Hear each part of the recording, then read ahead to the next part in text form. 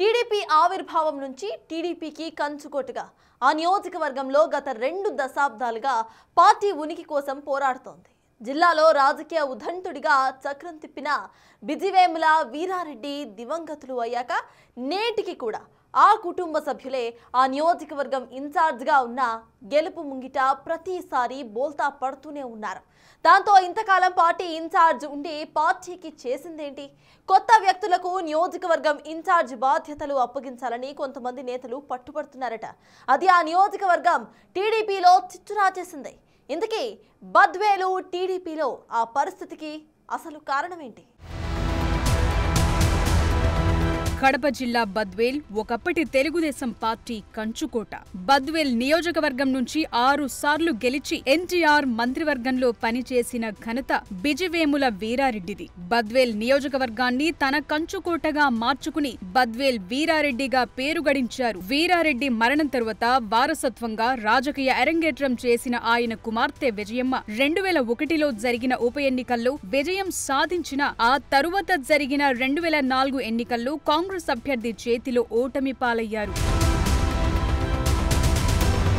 2009 నుంచి బద్వేల్ ఎస్సీ నియోజకవర్గం కావటంతో అక్కడి నుంచి తెలుగుదేశం పార్టీ కష్టాలు మొదలయ్యాయి. తెలుగుదేశం పార్టీ అభ్యర్థి ఎవరైనా ఇన్ఛార్జ్ మాత్రం విజయమ్మ కొనసాగుతున్నారు. ఇటీవల 2024 ఎన్నికల ముందు నుంచి విజయమ్మ కుమారుడు రితేష్ రెడ్డి ఇన్ఛార్జ్ బాధ్యతలు చేపట్టిన తరువాత నియోజకవర్గ టీడీపీలో వార్ మొదలైందట. ఇన్ఛార్జ్ బాధ్యతలు కొత్త వ్యక్తికి ఇవ్వాలని సీఎం చంద్రబాబు దగ్గర ఓ వర్గం పట్టుబట్టడంతో నియోజకవర్గ ఇన్ఛార్జ్ పదవి కోసం అధిష్టానం IVRS కాల్స్ ద్వారా అభిప్రాయం సేకరించడం ఇప్పుడు నియోజకవర్గాల్లో చర్చనీయాంశంగా మారింది.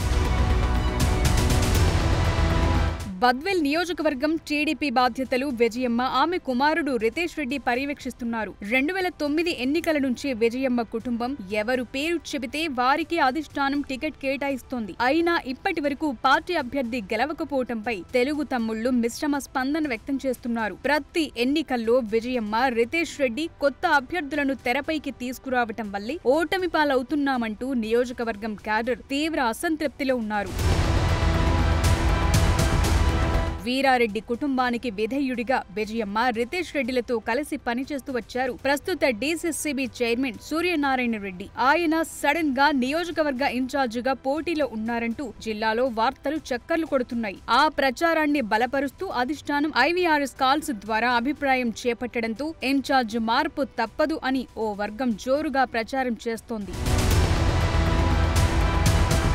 నియోజకవర్గ ఇన్ఛార్జ్ మార్పుపై ఒకవైపు జోరుగా ప్రచారం సాగుతుంటే రితేష్ రెడ్డి అనుచరులు మాత్రం వీరారెడ్డి కుటుంబం తప్ప ఇంకెవరిని నియమించినా ఒప్పుకునే ప్రసక్తే లేదంటున్నారు. నియోజకవర్గం ప్రజల కోసం వీరారెడ్డి కుటుంబం ఎన్నో త్యాగాలు చేసిందని, వీరారెడ్డి 4 దశాబ్దాల పాటు బద్వేల్ నుంచి ప్రాతినిధ్యం వహించి ఎంతో అభివృద్ధి చేశారని, ఆయన తరువాత కుమార్తె మనవడు పార్టీ కోసం పనిచేస్తున్నారని గట్టిగా వాదిస్తున్నారు. మరి అధిష్టానం ఇన్ఛార్జ్ విషయంలో ఎవరి వైపు మొగ్గు చూపుతుందో చూడాలి మరి.